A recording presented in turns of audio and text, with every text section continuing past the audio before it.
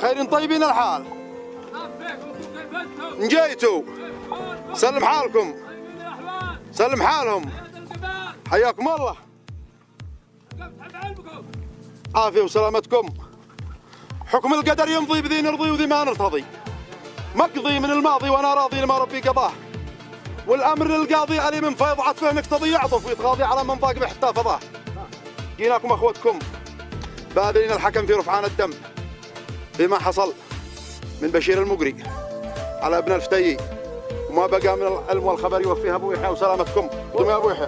السلام عليكم، كيف انتم يا وجيه؟ كيف حالكم؟ وحياة الله اخواني، خبروهم باني عبدكم عبد ربك. هو الله الذي ابلى الشعب بالفقر والمرض، وسبب علل وازمات مغاصيبها نكاظ، ومن للفتن ايقظ وعن ضرب غض، ومن غل في عدوان، ومن ايد الرياض، وقصر الكلام اوفاه وانقاه والحظ. سلامي لكم يا ساحه اجبارها قضاض، مقام حميانين العرف منها ليقترب، من قلب من اعرابهم لا قل في غيرهم غاض. وصلنا اليوم محكمين ومتقيمين وباذلين الوفاء فيما حصل. اليوم نقول لكم انتم السكين واحنا اللحم، باذلين الوفاء ولا مننا احترام، وذا علمنا وسلامتكم.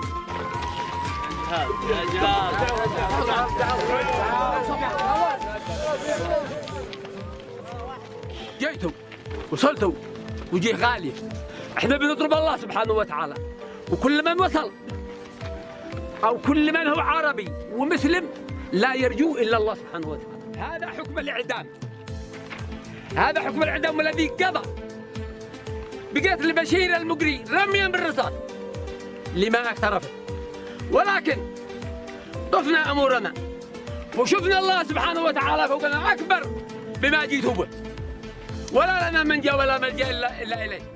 لكن احنا عم نقول لا بيت ربي شن في الحيمه ظلاله والكنان.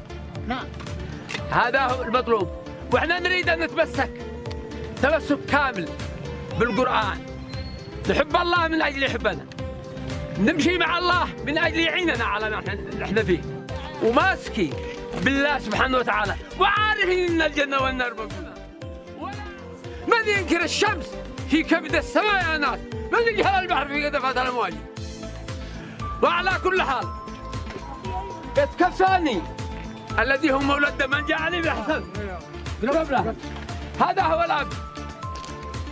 انا اعلن للجميع ان ما وصلت به من سلاح ومن سيارات ومن بقر ووجيهكم اكبر لنا من ما جيتوا به. اما البقر والله ما بيننا احنا وياه شيء، فاحنا نعلن اعلان كامل مطلق لا ندخله لا في عيوب ولا في عتوب ولا في دم ولا في ذم ولا في ديات ولا في صغيره ولا في كبيره. احنا نقول لوجه الله والمقتول والقاتل مطلق من الان لوجه الله. وسلامتكم.